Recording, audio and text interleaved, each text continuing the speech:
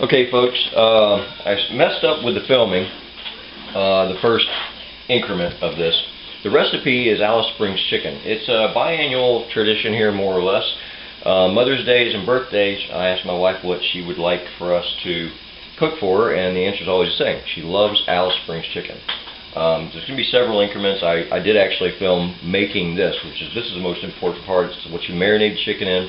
It's also what you baste the chicken before you bake it, and it's also what you dip at the end. Very simple.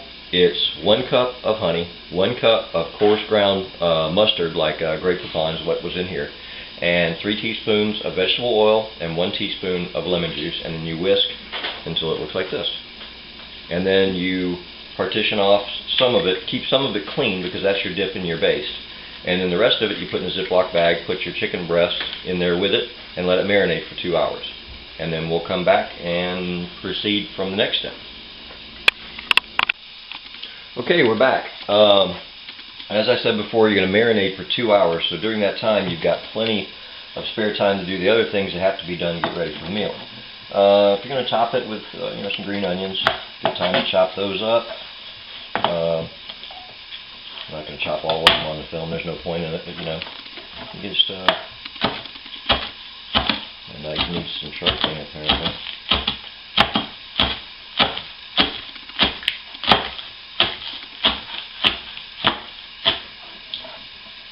Anyway, cut your stuff up, cut your onions up like that, and you're going to take mushrooms. You can use portobellos if you want, you can use these buttons. My wife doesn't like the stems. Some people leave the stems in. I cut the stems out because she doesn't like them. And just go ahead and cut your mushrooms. You're going to be sauteing those in a little bit of butter. You're going to do that while you're searing the chicken on both sides for 3 to 4 minutes. I do my searing in a cast iron skillet. It doesn't matter. You can do it in any kind of skillet. I just think it gets hotter and stays hotter longer while you're doing your searing. Anyway, you get the idea there. And I'll show you the final assembly too.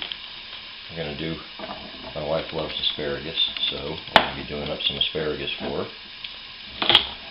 So anyway, you get the idea. I had some time, cooked up a little bacon to top it off. Now what I should have done is I should have bought some nice thick Applewood smoked bacon. I did not. I thought we had some decent bacon in the fridge, and we did not. We had just regular thin bacon. But it'll work. But if you're at the store and you're going to make this, Applewood bacon, nice thick slices, works better. Alright, we'll be back. Alright, we're back. Now we got our pan getting really hot here. The chicken's been marinating for a couple hours plus. What we're going to do, we're going to drop it in there, and we're going to sear it on both sides. A little bit noisy. Should have took more of the marinade off before I dropped it in there, but this is life. A few minutes on either side. You get a little bit of a crust on it to soak up or to seal in the juices when it goes in the oven. Alright. Now, while that's searing, you can see I've got mushrooms over here in this other pot. And I'm sauteing those. You got time here because you got a few minutes on either side, which it may not take that long in that pot because that's a really good heat retention pot there. You got to kind of keep an eye on it. Make sure you don't burn something. Holy cow! Turn that off. All right, let's try this again. I'll edit out that holy cow comment. This pan was a lot hotter than I anticipated. These things are browning up really fast.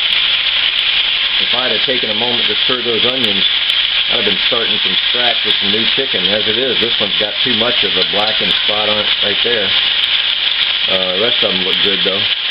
But anyway, you're going to need to have a casserole standing by. I got one over here. When these things come off, I'm going to put them into the casserole, and then I'm going to baste them with the honey mustard sauce that I made. There we go. Again, I'm going to have to rake these things off a little bit. I way overdid it. But it is not a lost cause. That one looks real good. And that one does too. Nice color on those. turn that off and get this thing off the heat quick. Yeah, wow. Okay, so anyway, now as you can see, I got some work to do on the one, but the rest of them look nice. What I'm going to do, let's just cool just for a minute. My oven is going to go on bake at 375. Get that going and start. Okay, so we're going to preheat that. I should have done that while I was searing, but again, did not imagine it was going to go that fast. I'll turn these up a little bit.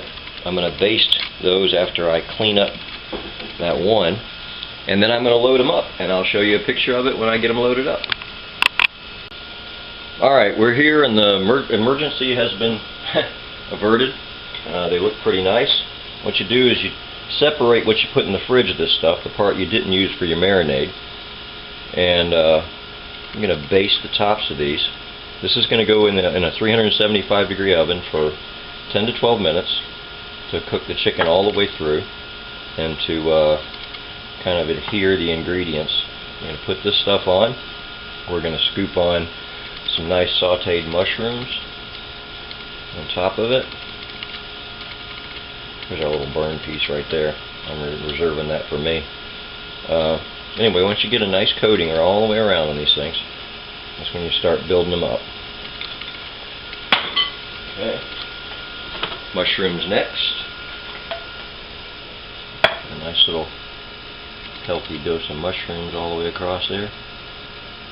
Want some in every bite. Best you can.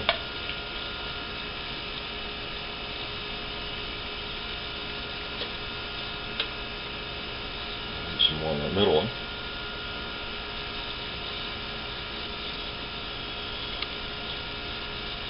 There we go. Oops. Double down here. Now, there's your mushrooms. Looks like our carrots are boiling too. Alright, now if you've got the nice long strips of the applewood bacon, then you just lay them in a big X pattern across the top. As I explained before, I didn't have the bacon I wanted. This will do just fine. It's going to taste like bacon. It's just not going to be as nice and thick and robust as the thicker sliced applewood would have been. Live and learn, right? Okay. We want some, kind of try to get some bacon in every bite if you can. A little fatty on that piece, but not too bad. And if your bacon's not quite done, which I like kind of floppy bacon, my wife likes it kind of crisp. This is going to be kind of somewhere kind of in the middle when it's all done. And there's a spot right there. Okay, so you got a nice coating of bacon. Then you can use Colby Jack or cheddar or a combination. This is a combination. It's just regular old shredded cheese in the grocery store. Cheddar Jack, half and half. Put it on kind of thick. And glue this whole stuff together with some nice cheesiness. I missed a little guy down here. That's alright, I'll put some cheese on him. He'll be alright. Other kids in the playground will make fun of him, you know. But that's okay. Load them up. Slip off that one right there. We do not want a shortage of cheese. And then top it off with some green onion that we chopped during our little hiatus there. I don't want to stay on, but I'll rake them on when they come out. I'll rake them into place.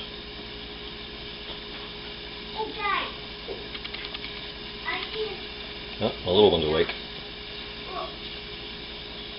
Alright, now load it up.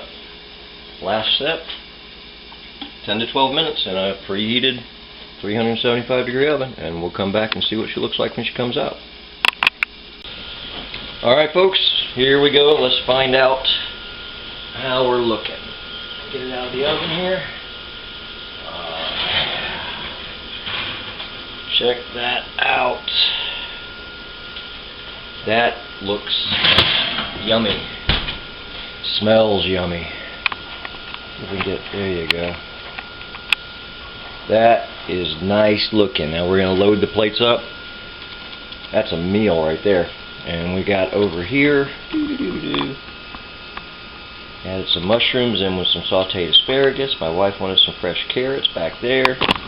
And we got mashed potatoes, loaded mashed potatoes with bacon in it, as a topper offer. Now I just got to figure out dessert. Alright, thanks for watching, folks. I know it was kind of disorganized. This is the first recipe I've ever done on video.